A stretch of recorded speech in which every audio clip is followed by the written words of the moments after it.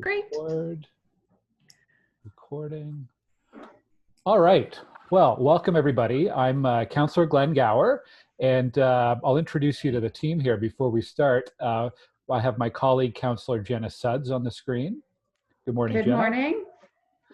Have our special guest, Michelle Hurtubise, on the screen. Good morning, Michelle. Good morning, everyone. Yeah, hi. And in the background a little bit is Veronique Bergeron from my team, who'll be helping us out with the chat today. Good morning. Good morning. I'll be mostly on mute and managing the chat box on the side. So hi, everyone. Good morning. So before we get started, I just wanted to go over a few technical things. If you're new to Zoom, if you're on a computer or a desktop, in the upper right corner, you can toggle between speaker view and gallery view. And I find gallery view is better for these webinars when we've got panelists, because you can see everybody at the same time.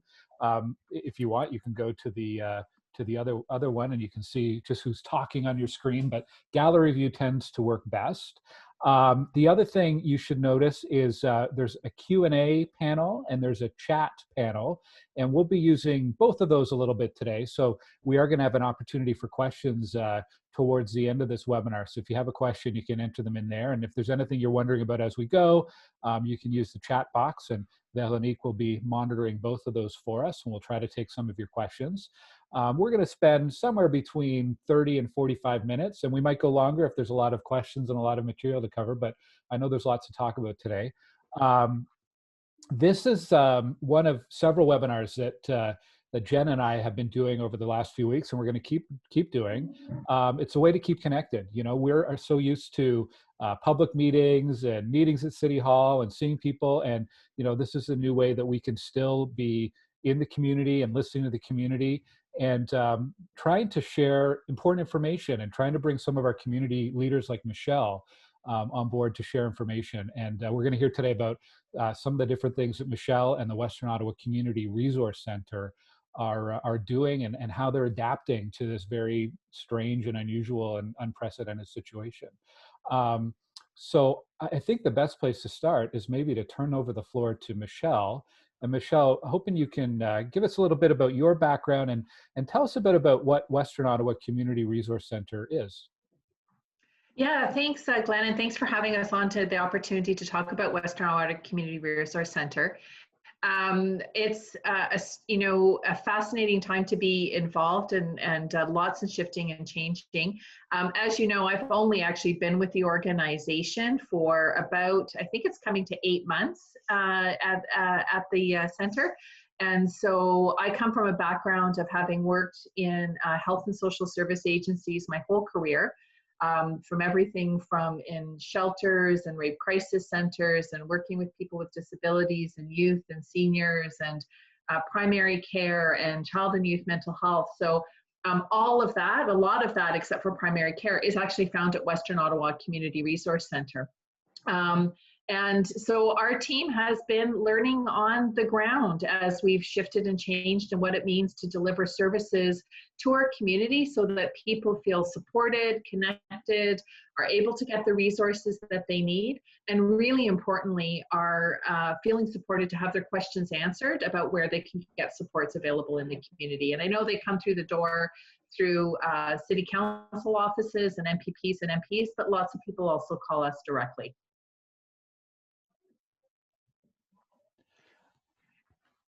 Sure, maybe I'll pipe in. Yeah. The awkwardness of Zoom webinars here. Thank you, Michelle. And maybe, you know, I'm sure these are difficult times in that you're having to adapt to how you typically serve the community. And I'm wondering if you can kind of elaborate on what that looks like now. How have you modified your services to be able to kind of respond to the current situation? Yeah, so maybe I'll start with actually talking about what our services used to be and where they are now for people who might not have known or all that familiar with our range of services. Because certainly I think what we also find is that people know one aspect of our services because that's what they access, but not everything else. So we serve everybody from like babies all the way up to seniors at the other end of the continuum. With our little kids, we have programs and supports that are our early on drop-in centers. So kids and families were able to come in, do circle time, access books and resources and toys. We have counseling programs that are available across the whole age continuum, but allowed for crisis intervention and crisis counseling, as for particularly for youth, but everybody across the whole age continuum. We also have counseling supports for women who are experiencing gender-based violence in a 24/7 shelter, Chrysalis House. And then we also had a lot of programs and supports for seniors and adults who have physical disabilities or might be having difficulty accessing services in one way or the other. So we had Meals on Wheels and a transportation program and congregate dining and adult day program services and caregiver support. So we had all of those services that were provided largely through face-to-face contact. So when we were doing our pandemic plan, and I'm really proud of this team, we actually started doing planning for this in January. So seeing the things happening around the world said, you know, we maybe just might want to start to think about and dust off our pandemic plan and see, you know, what that means for us. And so when the call came in March and said, okay, we need to stop direct face-to-face services for all but essential services, and those essential services include our shelter. We moved then to providing virtual supports. And what that has meant is that all of our services are now available on telephone, and people don't need to call any different number. We do all have our staff working from home. So when they call into our main line, though, they are transferred to the phone where our staff are located. So people are able to get access through telephone-based crisis intervention, telephone crisis counseling, telephone counseling for women who are experiencing violence. We're doing telephone check-ins with all of our existing clients, but are also able to add to that list if people need and want to be checked in on.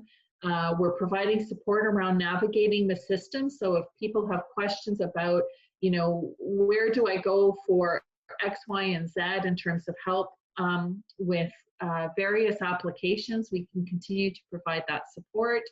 We're supporting with food supplies and deliveries that I'll talk a little bit more in detail. We have video counseling that's available. So if somebody doesn't want telephone support, we are providing video counseling, much like you know, these webinars, but where you can actually see a person. And we have lots of resources that we're putting online, including virtual programming for our early on. So they're sending out a weekly email blast to families with activities, and their staff doing songs and stories. And on our website is a link to virtual programming. So we are doing online programming. So if families are at home with kids under the age of 6 and are looking for, you know, a break in the day, wanting to get the support, they can jump on and register with one of those programs and get a little bit of connection. And certainly for a lot of those kids who've been coming, they're familiar faces and they're looking forward to seeing their adult friends doing the early on programming as well. But I want to talk a little bit about some of those specific other services that we're providing. So we are doing frozen meal delivery, kind of our Meals on Wheels program. Instead of hot meals, we've moved all to frozen meals, and we're doing those deliveries twice a week for Monday and Wednesday. And the service is available to any vulnerable or isolated community member, so there's no age restrictions for that. There is a fee associated for that cost of those meals, but we do have subsidies that are available that have been provided, I believe, through the kind of the Ottawa Community Foundation and some of the funds that have been available through United Way.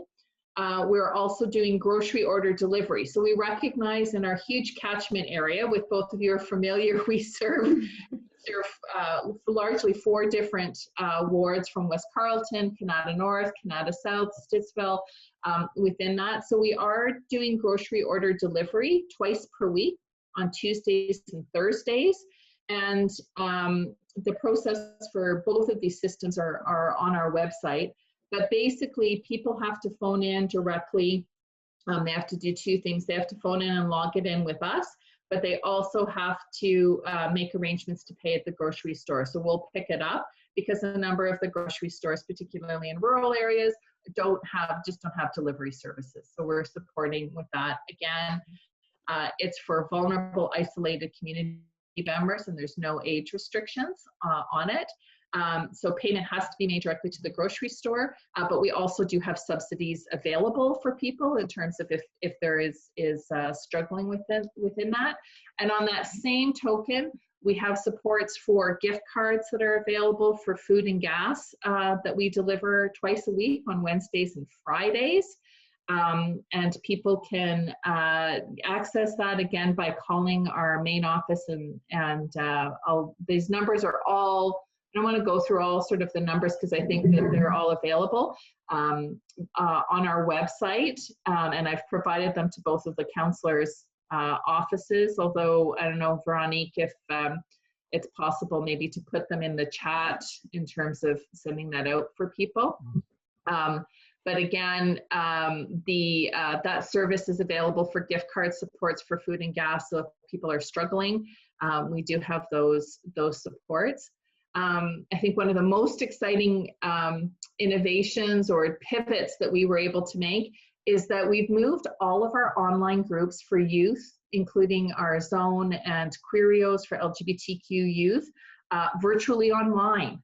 So that we're doing our kind of drop-in groups online, and had really good pickup from youth being able to join through that. Michelle, that's kind of interesting, because I think your drop-in groups were literally drop-in. There's like one location in the community where people could go. Yeah. So in a way, I mean, although you'd like to have face-to-face, in a way, it improves the accessibility in some ways too, right? If you're someone who can't get there by bus, so I guess in some ways there's pros and there are cons from each of these changes that you're making. Yeah, it does, absolutely. It does require youth to register, which makes it a little bit more challenging. It doesn't have quite that drop-in feel, but it does actually remove the transportation barrier for youth. And certainly, you know, with all of this, and we were talking about this before people were signing on, youth have got this technology down pat, right? Like this is the services and supports that they use and communicate with each other. We're catching up to them in some ways, so we're learning lots through it about what works and doesn't work. You know, a lot of the various features of Zoom about being able to support kind of break-off group discussions and those kinds of things. So in lots of ways, you know, it has improved some accessibility. It still has some challenges. And, you know, we're certainly starting the conversation about what stays whenever we level set to whatever the new normal is, right? About what are the supports that we continue to offer in a way that we weren't offering before. And that's, you know, that may be one of them. The other one I do want to talk about is that we're also doing the virtual caregiver support. So for people who are living with dementia. So certainly one of our big programs was the adult day program. And we know it's hard for families who now have no respite with a loved one who is living with dementia. And so we do have that virtual caregiver support. We have resources that are available, as well as that telephone support and check-in for families who are living with someone who has dementia. And that is particularly challenging when we're in these times of not being able to leave or socialize with anybody else, and routine is so important for individuals.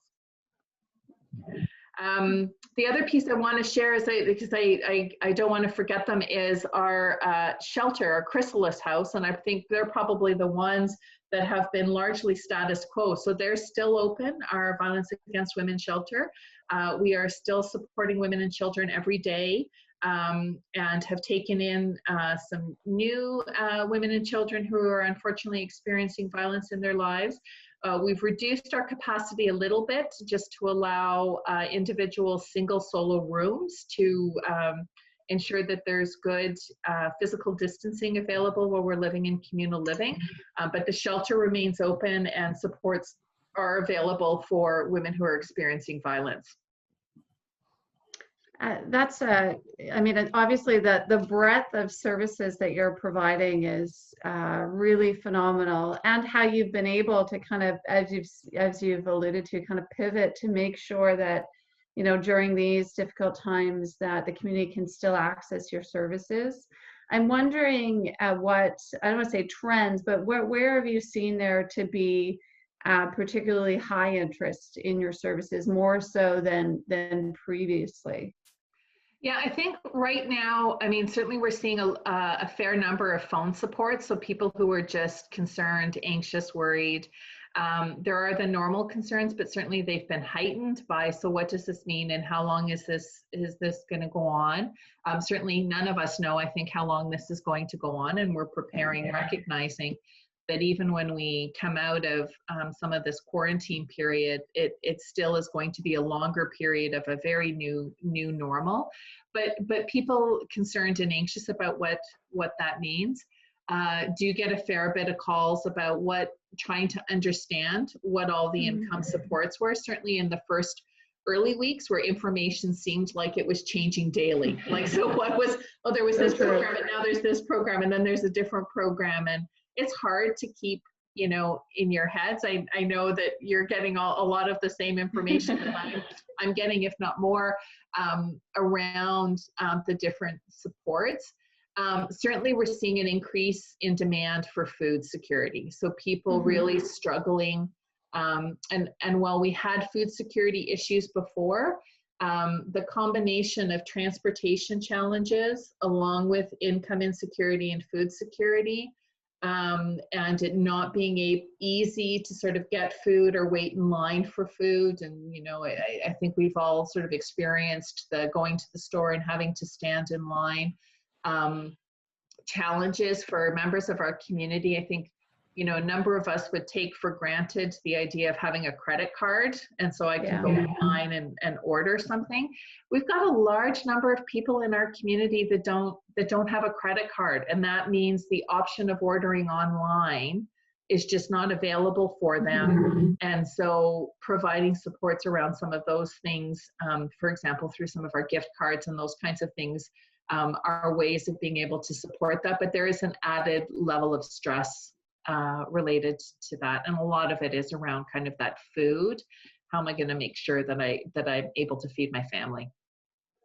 I know you rely on a lot of volunteers to deliver all your range of services.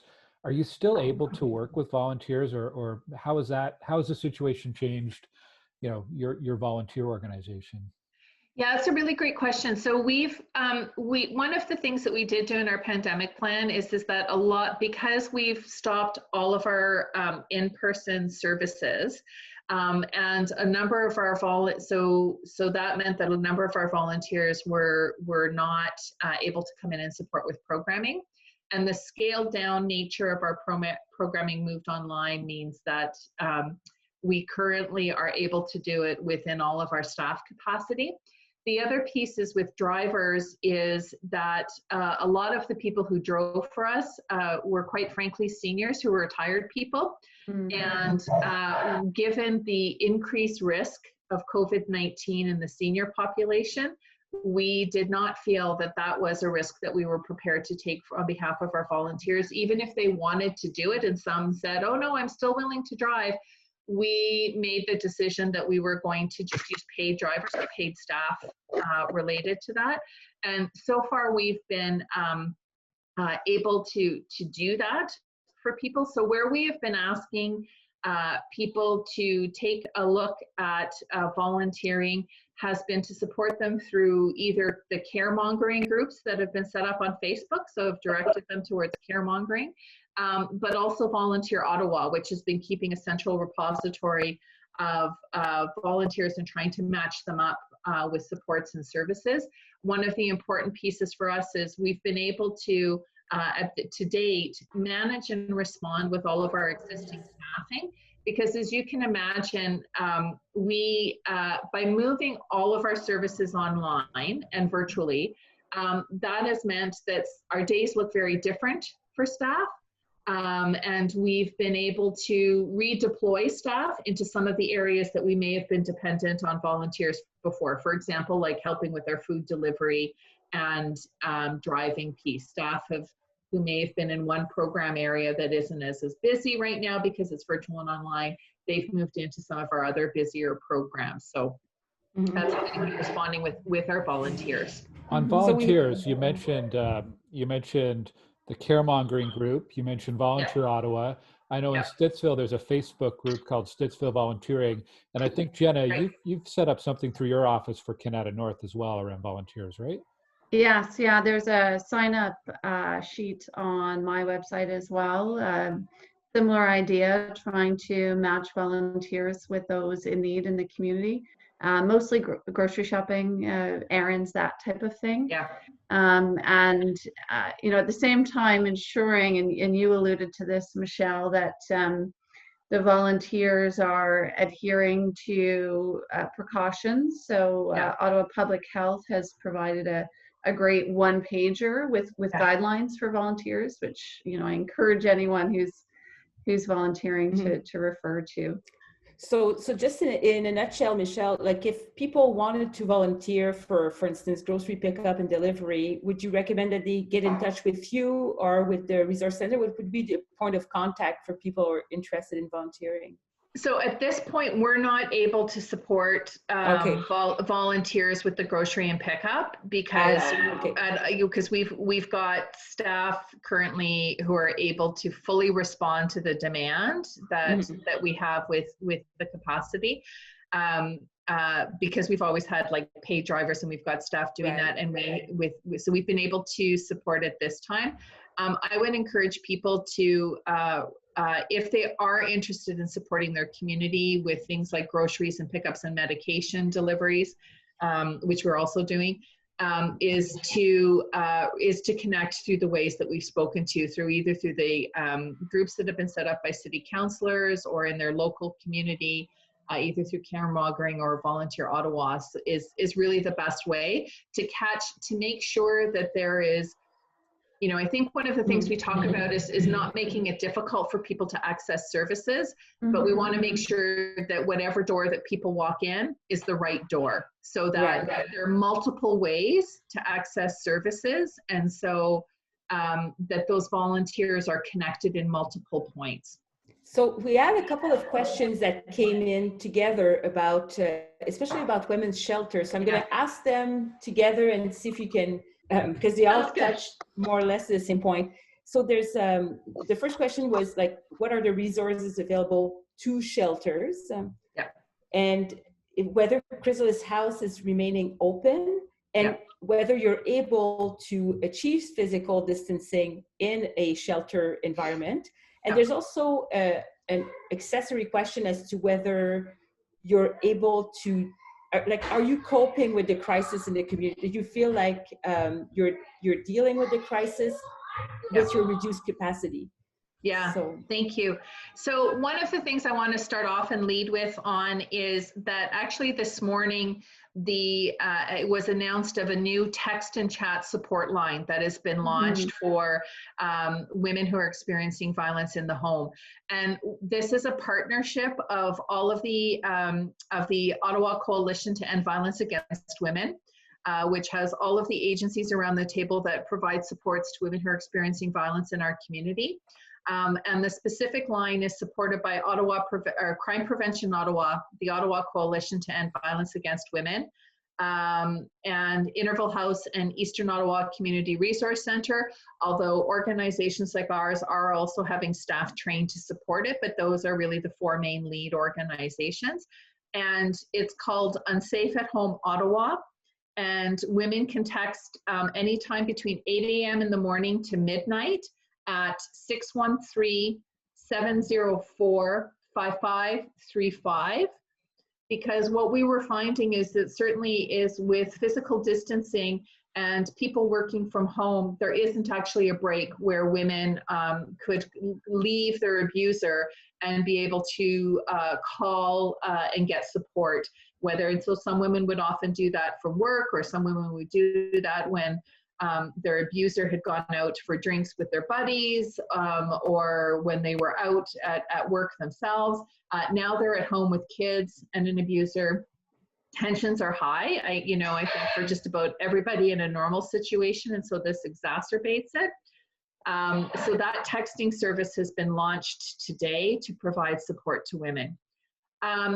in terms of what's available in the shelter, yeah, so we've had to make some adjustments. So we've removed some furniture so that we are, there is reduced capacity for people to be in the, like we have a communal kitchen, right? So there are only a certain number of individuals who are allowed in our kitchen space at any one time.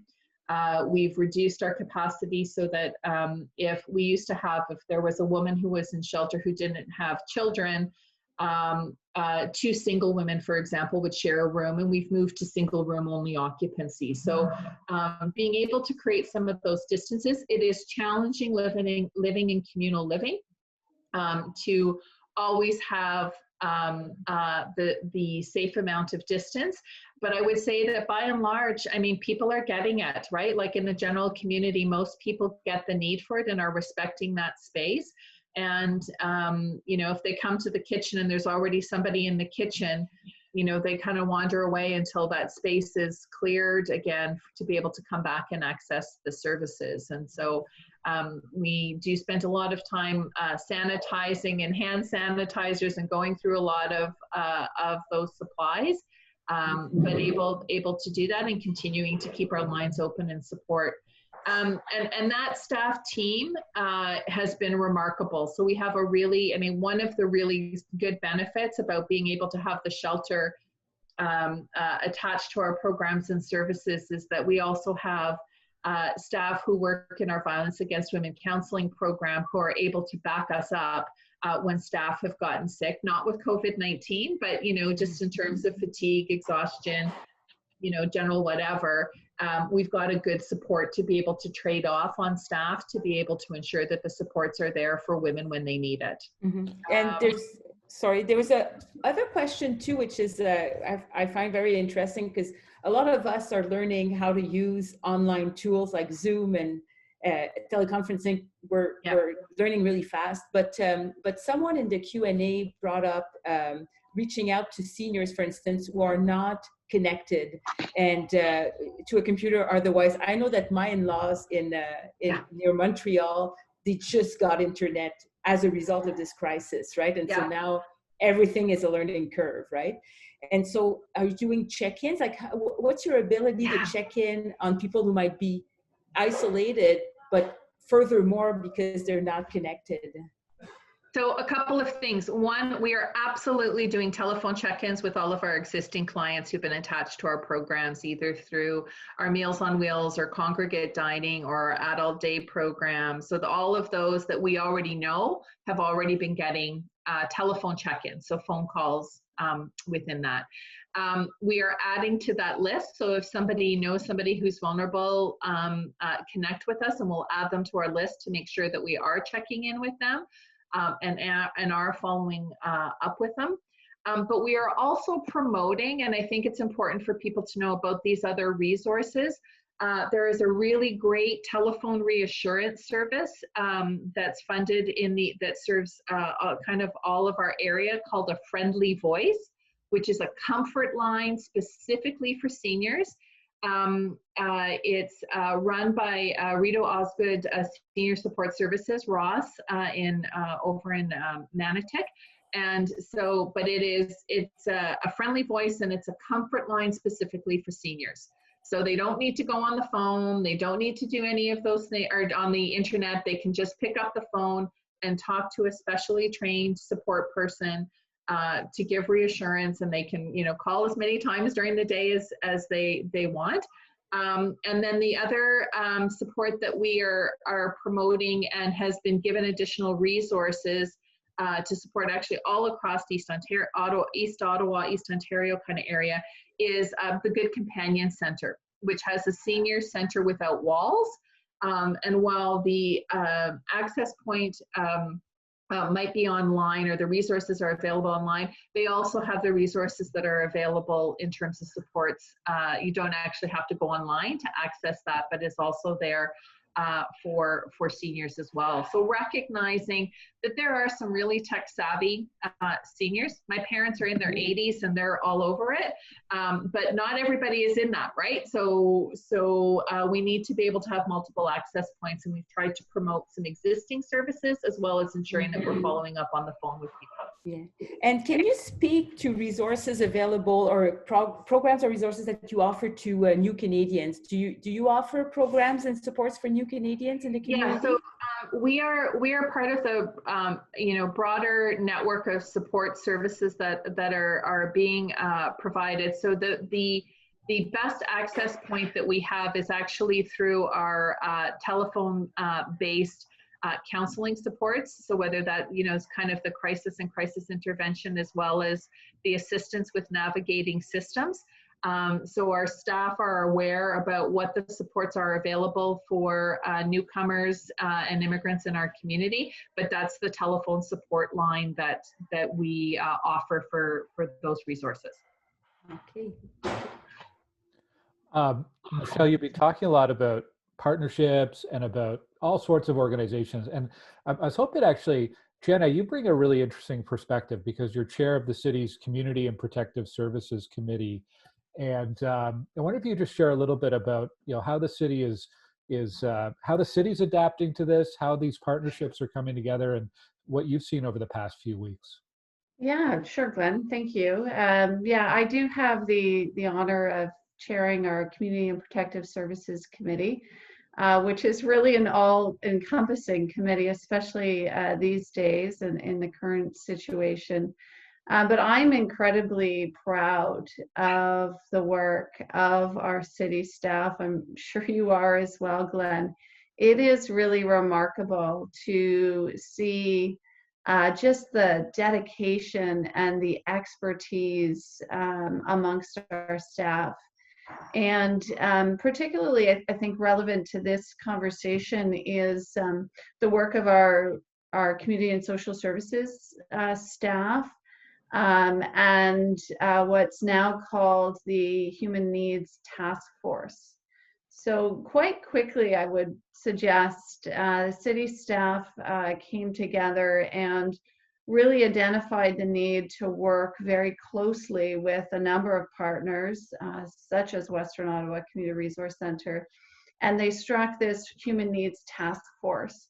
And that task force was really struck in order to make sure that we coordinate our response as a city, frankly, to this pandemic, but also ensuring that we're responsive to emerging needs, right? So every week things change slightly.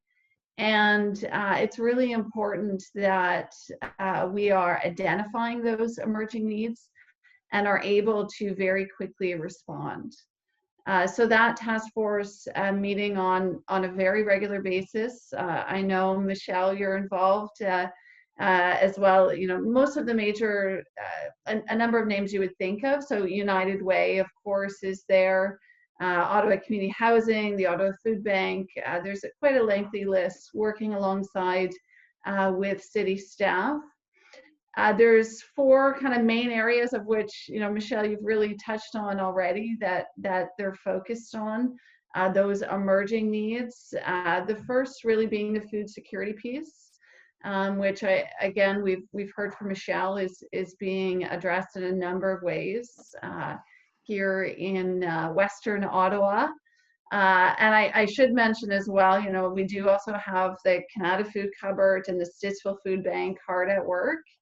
And I know that, you know, they've had to modify how they are serving clients as well, and, you know, adapting to increased demand. So, you know, that food security piece is front and central for the task force. The outreach to isolated seniors, which Michelle has also touched on. Transportation is another one, and Michelle, you've alluded to kind of the transportation needs as far as more related to the food security, but there's also just from a medical needs perspective, transportation needs there as well, which a number of organizations have stepped up to fill that void. And then lastly, the fourth kind of priority there is around housing and homelessness. And here in Western Ottawa, you know, I think Michelle has spoken about Chrysalis House. That's kind of closest to home for us, but Unfortunately, there are about 1,200 individuals in the city that we're working with on a daily basis with respect to their housing needs, and working to find means to be able to ensure physical distancing, which is hard in, for example, a shelter setting. But the city has been working with others, so particularly hotels and residences, so University of Ottawa as well, to secure space to be able to relocate some individuals and families that are in the shelter system.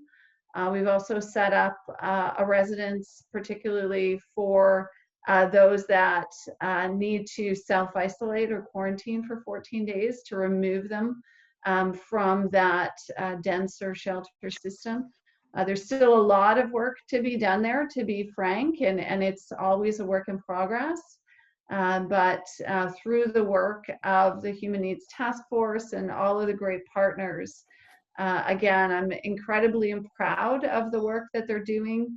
And again, keeping tabs on those emerging needs and being responsive is really, you know, I think critical at this point in time. I've been amazed actually at how many resources have been mobilized to help people. And I was thinking, I used to be a board member with Western Ottawa, so I watch very carefully what the organization has been doing over the past few years. And you know, we've been a community. We've had disasters and emergencies before. We've had flooding. We've had tornadoes. And it sort of strikes me when something like that happens, you know exactly where the need is. You know, if a tornado touches down or a flood happens, you know where the damage is, and you have a very good idea of where people are who need help.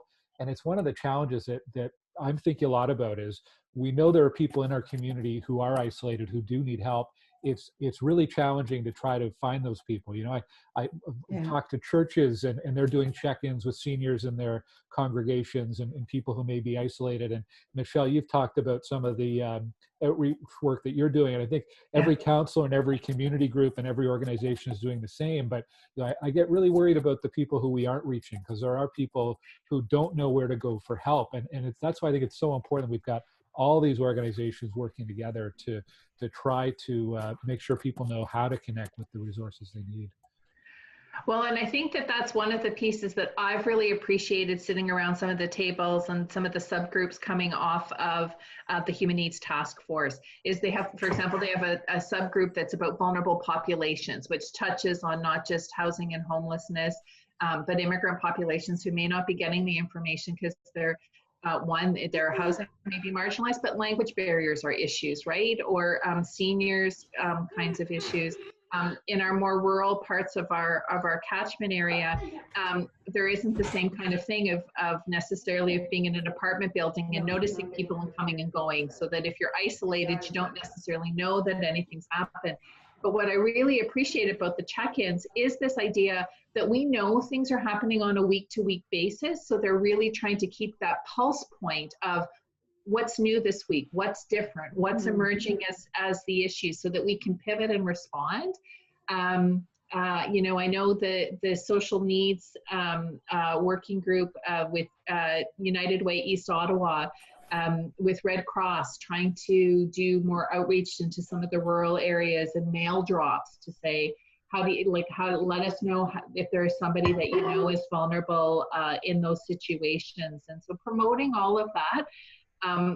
You know, I know one of the questions that is in terms of the volunteers is that, well, I know there are pieces around specific organizations, and one of the pieces for us why we haven't sort of been using sort of some of the volunteers that we have in the past is actually because we have staff and programs that aren't fully at capacity that we're able to redeploy, and we want to, and our staff all want to contribute as well and be fully engaged in the supports, and we've been able to respond to our need at this time. That may change as the environment shifts and change, but I think one of the informal places that people can be thinking about themselves as volunteers is really identifying who is vulnerable in your community, in your neighborhood, that may not be connected to services. So if there is somebody that you're like, gosh, I don't know if they're connected, it's okay to like leave a note on somebody's door and say, hi, I'm a neighbor, and if you need help, let me know. And I will, you know, try and help whatever that is and connect again in safe ways, right? So I think this is a time for all of us to step into how do we help and support that sense of broader community. And that's the other piece I think about the Human Needs Task Force is that we have been doing a collective response as the city of the whole. And I just want to give full props to the staff from the city of Ottawa, have been really doing check-ins. As people know, the city of Ottawa, Greater Ottawa, is like massive with diverse needs. What is in a rural area is different than downtown Ottawa and some of the urban needs and you know, close proximity and perhaps more visible homelessness. We get more couch surfing kind of things happening in the suburban and a rural area. And the city is really good at trying to check, like, what is it, where is it, based on who it is that you're serving in the geographic area that may be different, and how do we make sure that all of those needs are responded to. So yeah, full kudos to the staff team. I know they've been working hard. Indeed. We have a couple more questions that came in, and I know that, well, they can probably be answered by Glen and Jenna as much as by Michelle in terms of city services and city response.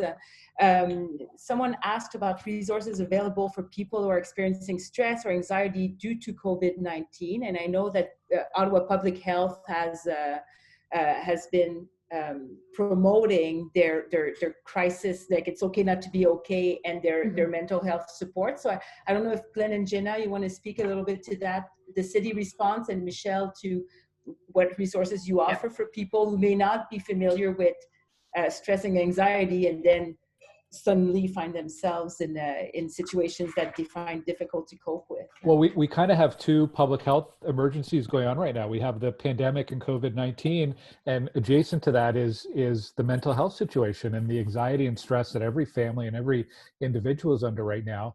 Ottawa Public Health has some really good resources on their website. I think what we should do, I mean, Michelle's mentioned a few of the other organizations as well that are there to help. I think what we should do is, after we're done this webinar, we can send out to the attendees on this call a link with some of the phone numbers, some of the websites available.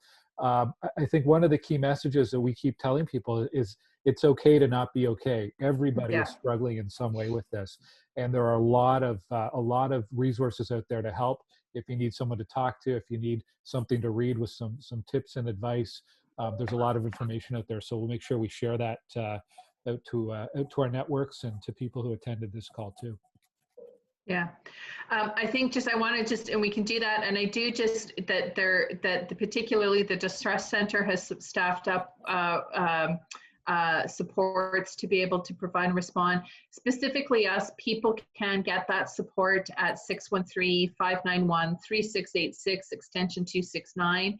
The Royal Ottawa, if you don't have that resource, have put out a great resource just about things to help support you, and that it is okay to not be okay. And there are going to be moments and days that we feel okay, and then there's going to be times where we're feeling the isolation.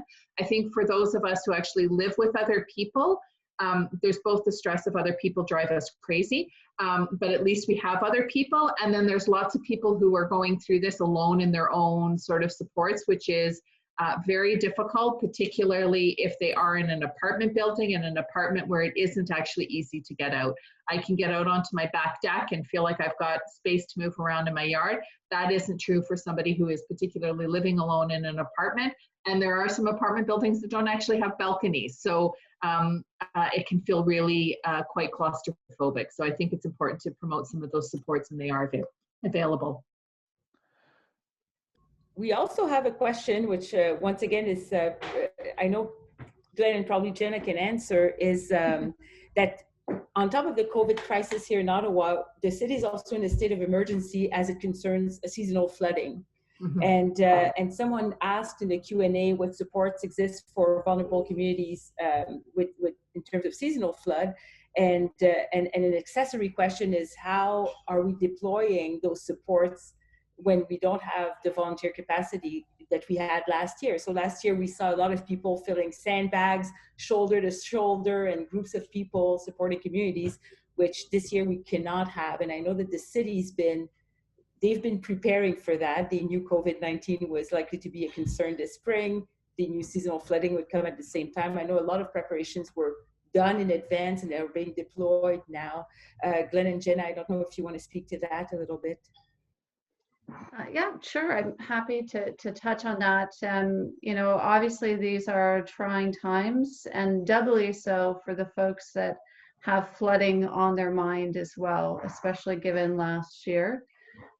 Given the current state of emergency and pandemic, Councillor Eli El-Shantiri has really stepped up as the lead with respect to flood response.